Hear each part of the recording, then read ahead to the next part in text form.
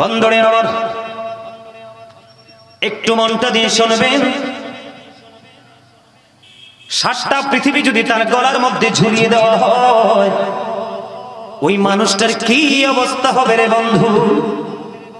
একটুখানি ধৈর্য ধরে শোনো। অথচ ইসলাম কি সাপোর্ট দিচ্ছে? তোমাকে 1 বিঘা জোর করে দখল করতে বলেনি। বর্তমানে ক্যারেক্টারলেস পিপল যারা, তারা এগুলো করছে। এই জন্য আমি সব সময় বলি, the rich are not always happy. ধনীরা সব সময় সুখী নয়। The poor are born to suffer. গরিবরা জন্মগ্রহণ করেছে দুঃখ ভোগের জন্য। যদিও পৃথিবীতে তারা নির্যাতিত, নিষ্পেষিত, নিপীড়িত, তারপরেও আমার নবী বলে দিয়েছেন, সর্বপ্রথম আমি যখন জান্নাতের দিকে কদমটা বাড়িয়ে দিব, আমার সাথে বিশাল বড় একটা জান্নাতে আমার সঙ্গে একটা দল যাবে। এই দলটা হলো পৃথিবীর গরিব মানুষের দল। পৃথিবীর সব ছেড়ে দিয়েছে, আমি নবীর প্রেম তারা ছাড়েনি। সুবহানাল্লাহ, একটা মজা হয় না? সুবহানাল্লাহ মানি জান্নাতি ফল। আপনি সুবহানাল্লাহ বলছেন মানে আপনি জান্নাতি ফল খাচ্ছেন, এটা আমার রাসূল বলেছেন। রাসূলের কথা কি সত্য না? সত্য। হযরত মুহাম্মদ সাল্লাল্লাহু আলাইহি ওয়াসাল্লাম was born in Arab country. His father's name was Abdullah. His mother's name was Amina. His father said died before he was born. He lost his mother in his childhood. He was very truthful. আমার নবী ছিলেন শ্রেষ্ঠ সত্যবাদী। জোরে জোরে বলেন আল্লাহু আকবার। আর জোরে বলেন আল্লাহু আকবার। আমি আপনাদের কি বলিষ্ঠ কণ্ঠে আপনাদের কাছ থেকে শুনতে চাই, এত বড় একটা জান্নাতের বাগান ছেড়ে যারা ঘরে চলে গেছে, তারা কি সুন্নি জামাত? কখনো সুন্নি জামাত হতে পারে? আরে কথা কি বলতে আপনাদের ভয় লাগে? সুন্নি জামাতের চরিত্র কোনটা? সুন্নি জামাতের চরিত্র কোনটা? সুন্নাত বলেন, ওয়াজিব বলেন, ফরজ বলেন, নফল বলেন, মুস্তাহাব বলেন, যেই কোনো কাজ, মসজিদ বলেন, মাদ্রাসা বলেন, মাহফিল বলেন, যেই কোনো পরিস্থিতিকে ধৈর্যের সাথে মোকাবেলা করে তারা বাড়িতে পৌঁছার নামই হলো সুন্নিয়ত। সুন্নিয়ত মানে শুটিং নয়। সুন্নিয়ত মানে মুখে সুন্নিয়তের কথা বলবো, অন্তরে সুন্নিয়তকে বিসর্জন দিবে, এটার নাম সুন্নিয়ত নয়। এই সুন্নিদের জন্য জান্নাত বরাদ্দ রেখেনি। সুন্নিয়ত ওই সুন্নিদের জন্য আল্লাহ রাব্বুল আলামিন জান্নাত বরাদ্দ করে রেখেছেন যারা নবীকে, নবীর আহলে বাইতকে, নবীর সাহাবায়ে কেরামদেরকে, পূর্বসূরি আইম্মায়ে কেরামদেরকে ফলো করতে করতে আজ পর্যন্ত হক্কানি আলেম ওলিদের সাথে প্রেম করেছে। কারণ আল্লাহ বলেছেন, join with my dear people, come to my paradise. আল্লাহ বলেছেন, আমার প্রিয় লোকেদের সাথে যুক্ত হও আর আমার জান্নাতে চলে আসো। আল্লাহ জান্নাতে কি করবো? আল্লাহ বলেছেন, ইনদা রাব্বিহিম ইউরযাকুন। আল্লাহ বলেছেন, জান্নাতে আসলে তোমরা জান্নাতে খাবার খাবে। দে রিসিভ ফুড ফ্রম আল্লাহ। জোরে জোরে কোন আল্লাহু আকবার। এত সহজ। সুন্নি জামাত করেন আপনারা না? এটার নাম সুন্নি জামাত। রাত্র 10টা বাজে এত বড় মাহফিল দিয়ে ঘরে গিয়ে ঘুমান।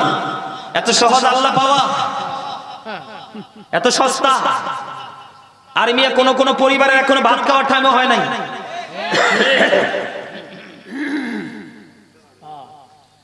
আমার কথাগুলো একটু খাড়া খাড়াই, কারণ এখন মিষ্টি কথার দিন নাই তো, মিষ্টি মানুষ আসেনি, মিষ্টি কথা কইতে হবে। সম্মানিত উপস্থিতি, এবার একজন নবীর উম্মত হয়েছে, তারপরে কপাল পড়েছে জাহান্নাম অপেক্ষায়। কেমন নবীর উম্মত? আমেরিকার গবেষক মাইকেল এইচ হার্ট তিনি বলেছেন, the 100 ranking of the most influential person in the history. 100 জন প্রভাবশালীর তালিকা করেছেন, চ্যাম্পিয়ন হলো আপনার আমার প্রাণের নবী। আপনারা চিনেন ডক্টর আহমদ পেয়ারা বাগদাদি পীর সাহেব কেবলা, যিনি বোস্টন ইউনিভার্সিটির ইংলিশ লেকচারার ছিলেন। ওনার জীবনে অনেক ইহুদি কান্ট্রিতে গিয়ে তিনি বাহাস করে নবীর প্রেমের বিজয়ী ঝান্ডা হাতে নিয়ে চলে এসেছেন। ডক্টর আহমদ পেয়ারা বাগদাদি ওনার লেখা কিতাবে তিনি বলেছেন, of all the great religious personalities of all prophet, Muhammad রাসূলুল্লাহ সাল্লাল্লাহু আলাইহি ওয়াসাল্লাম was the most successful. জোরে জোরে কোন আল্লাহু আকবার। আরে আরো জোরে বলেন আল্লাহু আকবার। কে মনে করেছেন আল্লাহ the first pillar is the Lord of worlds, রাব্বুল আলামিন? মুহাম্মদ রাসূলুল্লাহ সাল্লাল্লাহু আলাইহি ওয়াসাল্লাম is the blessing for the world, রাহমাতাল লিল আলামিন। কি চমৎকার ম্যাচিং না? অত্যন্ত দারুণ ডিজাইন না? কিন্তু সেই নবীর আদর্শকে কুরবানি দিয়ে আমরা সুন্নিয়ত দাবি করতে পারি? এই মিয়া, সাহাবায়ে কেরাম যখন রাসূলের সামনে বসতেন, রাসূল যখন বয়ান দিতেন, সাহাবায়ে কেরামরা কি রাসূল ছেড়ে চলে যেতেন? না। এই আদবই তো আমাদের মাঝে নাই, এই শ্রদ্ধা আমাদের মধ্যে নেই। আজকে এই কারণে আমাদের অধপতন। মসজিদে হাইয়া আলাস সালাহ বলার পরে মসজিদে আসে না। এই মাহফিল দিয়ে লাভ কি? আপনারা বলেন তো, আজকের এই মাহফিল দিকে হেদায়েত হয়েছে? আপনারা বলেন, আমার কথা বলেন আপনারা। আজকের এই মাহফিল লক্ষ লক্ষ টাকা খরচ করে লাভটা কি? এখানে কি হেদায়েতের কোনো সম্ভাবনা আছে?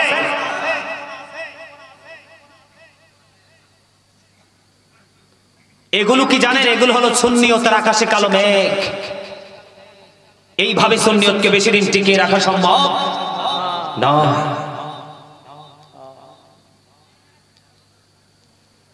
মানুষের সকাল থেকে সন্ধ্যা পর্যন্ত, মাথা থেকে পা পর্যন্ত সবটা ইহুদি নাসারাদের কালচারে রঙিন হয়ে গেছে। আল্লাহ কোরআনে বলেছেন, ইন্নাল কাফিরিনা কানু লাকুম আদুওয়াম মুবিনা। আল্লাহ বলেছেন, দ্য হেরিটেজস আর the eternal enemy of the believers. ঈমানদারদের প্রকাশ্য শত্রু হলো বেঈমানেরা।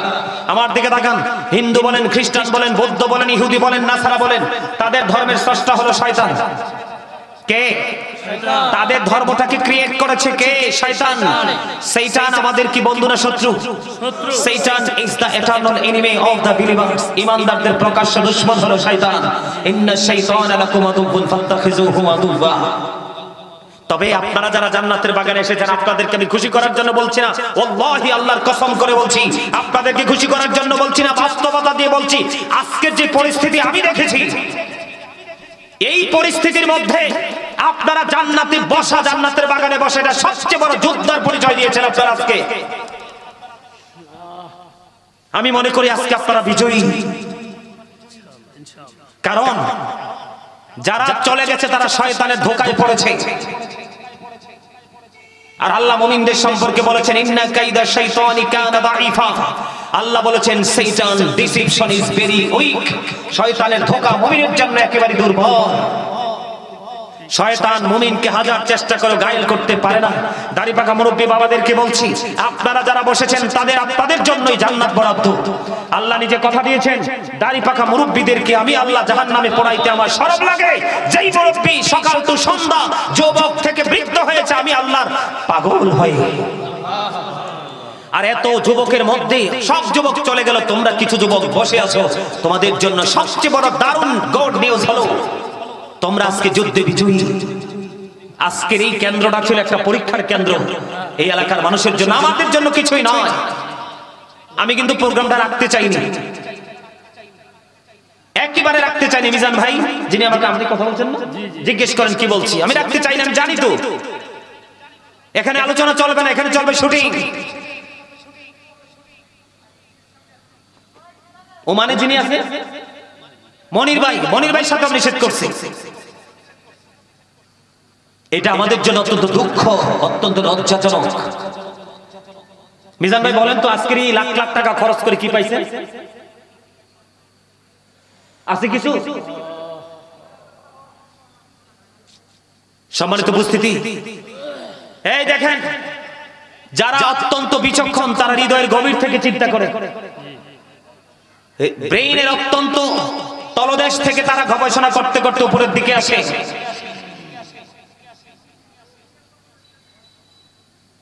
বন্ধুরে আমার, হৃদয়ের জানালা খুলে শুনুন, মনে রাখবেন আমার ওয়াজগুলো একটা একটা করে ছোট্ট ছোট্ট করে হাদিসগুলো বলছি।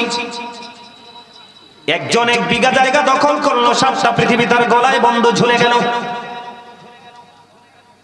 আর সঙ্গে ধরেন 1 জন 2 জন 5 জন 6 জন 7 জন তাকে সাপোর্ট দিল। তাদেরকে কালোবাজারি বলা হয়, ঠিক কিনা বলে? বন্ধুরে আমার, ওই কালো কালো মানুষগুলো সম্পর্কে আমার নবী বলেছেন, যিনি ভোগ দখল করতেছে তার গলায় 7টা পৃথিবী অলরেডি ঝুলে গেল। এই জন্য আগেই বলেছি, আল্লাহ বলেছেন 7টা পৃথিবী বোঝা বহন করে বইতে হবে। লা ইয়ামুতু, people will not die, that মানুষ মরতে পারবে না। ফিহা ওয়ালা ইয়াহইয়া, আল্লাহ বলেছেন people will not be able to live, that মানুষ বাঁচতেও পারবে না। আল্লাহ বলেছেন ওয়াহুমান হাবিয়িন, people will not be able to escape, that সেদিন মানুষ পালাতেও পারবে না।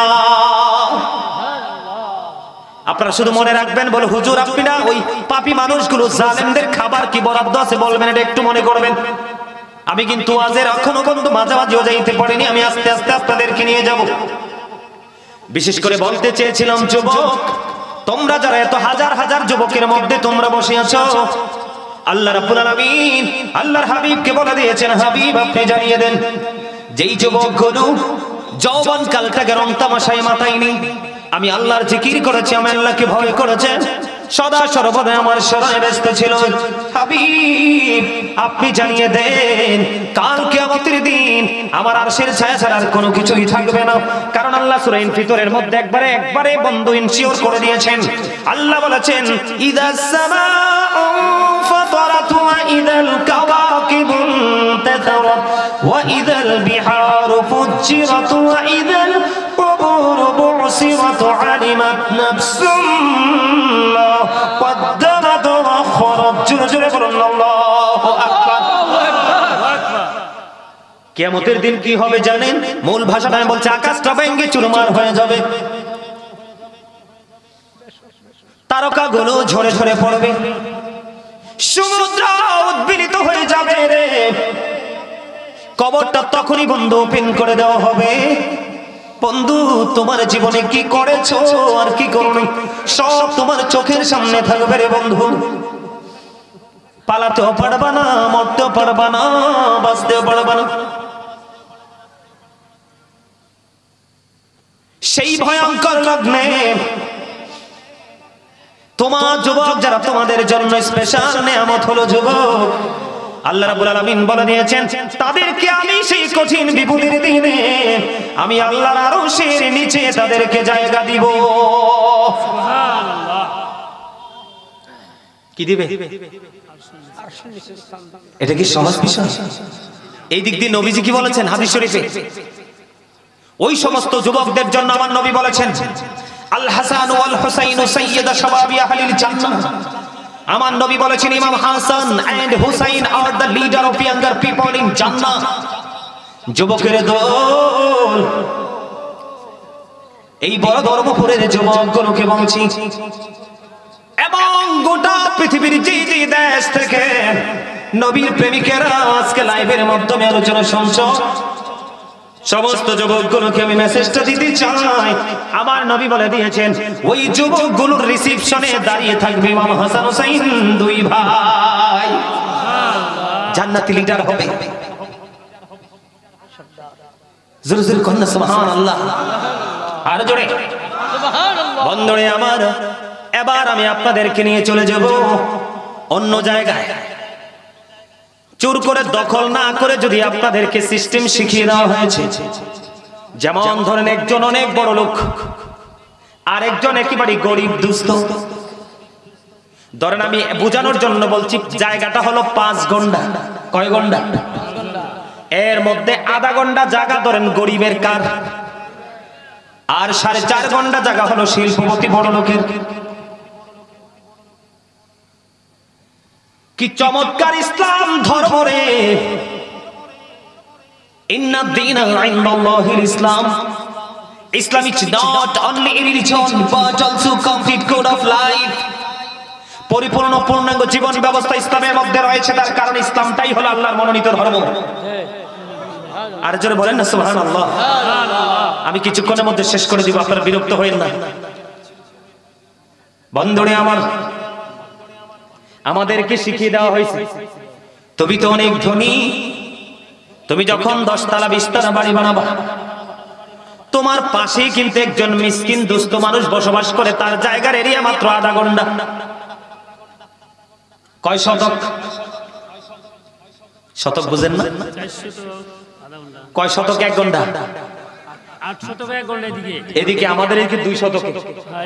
শহর সিস্টেমে যে। আচ্ছা, আপনাদের এদিকে 4 শতক। আমাদের এদিকে আবার আছে 6 শতকে। তার মানে আমি বলি আপনাদেরকে হাফ করেন, অর্ধেক করেন। 8 শতক 1 ঘন্টা, তাহলে 4 শতক। এই আধা ঘন্টা জায়গার মধ্যে যে গরিব বসবাস করে, তুমি তার সাথে গিয়ে একটু পরামর্শ করো। নবী গো, কেন গো তার সাথে পরামর্শ করব? আমার নবী বলেছেন, তুমি বাড়ি বানাবে 20 তলা, তোমার সুবিধাটা যেমন স্থায়ী হবে, যদি অসুবিধা হয় রে, ওই গরিবের অসুবিধাটাও তোমার বাড়ির জন্য স্থায়ী হয়ে যাবে। এই জন্য তুমি যখন বড় বাড়ি বানাবা, ওই গরিবের সাথে একটু প্ল্যান করে একটু পরামর্শ করো, এইভাবে বাড়িটা বানাবো, তোমার কোনো অসুবিধা হবে কিনা? যদি হয় তুমি তার এবং তোমার সুবিধার মধ্য দিয়ে বাড়িটা বানাও। আজকে আমরা সেই জায়গায় আসিনি, জি না, সেই জায়গায় নাই রে বন্ধু। হযরত আবু হুরায়রা রাদিয়াল্লাহু তাআলা আনহু থেকে হাদিস কেন বর্ণিত, আপনার আমার প্রাণের নবী বললেন সাহাবায়ে কেরামদেরকে, তোমরা বলো তো গরিব কারা মিসকিন কারা? এবার সাহাবায়ে কেরাম বললেন, ইয়া রাসূলুল্লাহ, যাদের টাকা নাই, পয়সা নাই, ধন নাই, দৌলত নাই, তারাই তো গরিব। আমার নবী বললেন, না না, তারা গরিব না রে। তাহলে কে গো নবী গরিব?